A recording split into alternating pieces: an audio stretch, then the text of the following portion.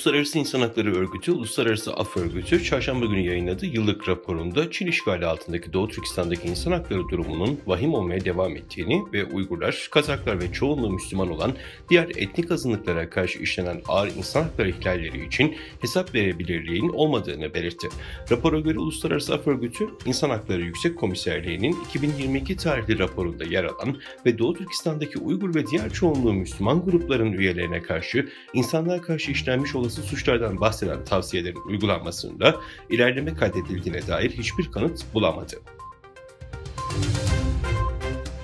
Çin Halk Ağı'nda 21 Nisan'da yer alan bilgiye göre Çin'in başkenti Pekin'de bulunan sözde Xinjiang salonunda Doğu Türkistan'la ilgili yalan yanlış, algı yanıltıcı propagandalarla dolu özel toplantı düzenlendi. Özel olarak yabancı diplomatlar için kurgulanan ve Çin'deki 50'den fazla diplomattan 49 ülkeden 21 büyükelçinin katıldığı toplantıda sözde Xinjiang Uygur Özerk Bölgesi Parti Komitesi Sekreter Yardımcısı ve Uygur Özerk Bölgesi Başkanı Kukla yetkili Erkin Tüniyaz ve Çin Dışişleri Bakan Yardımcısı yabancı diplomatları karşıladı.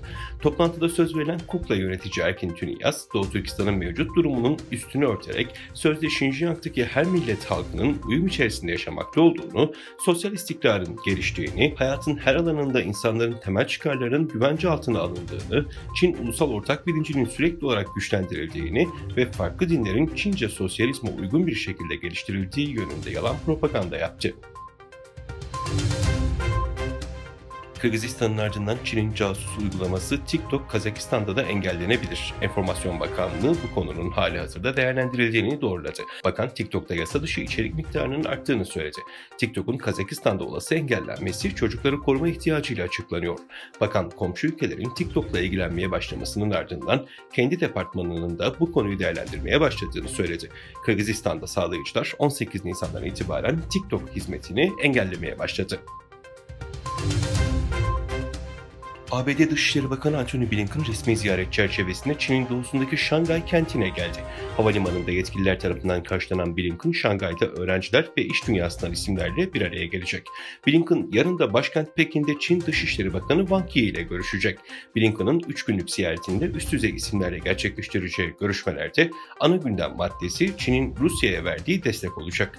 Blinken'ın temaslarında ayrıca Orta Doğu'daki kriz, Ukrayna'daki savaş, Güney Çin Denizi'ndeki sorunlar ve insan hakları ihlalleri dahil olmak üzere ikili, bölgesel ve küresel konularla ilgili görüşmeler yapması bekleniyor. Almanya Cumhurbaşkanı Frank-Walter Steinmeier, Cumhurbaşkanı Recep Tayyip Erdoğan'la Cumhurbaşkanlığı Külliyesi'ndeki görüşmesinin ardından düzenlenen ortak basın toplantısında konuştu. Almanya-Türkiye ilişkilerinin uzun ve zengin bir geçmişe dayandığını dile getiren Steinmeier, "Benim için diplomatik ilişkilerimizin başlamasının 100. yıl dönümünde Türkiye'ye gelmek çok önemliydi," dedi. Steinmeier, dünyadaki hiçbir ülkeyle Almanya'nın Türkiye ile olduğu gibi bu kadar yoğun, dostane ve ailevi ilişkileri yoktur ifadelerini kullandı. Çin'in güneyindeki Guangdong eyaletinde sağanak yağış nedeniyle İncil Nehri'nin boylarındaki yerleşimlerde seller meydana geldi. Eyalet genelinde 24 nehrin su seviyesi yağış nedeniyle uyarı seviyesinin üstüne çıktı.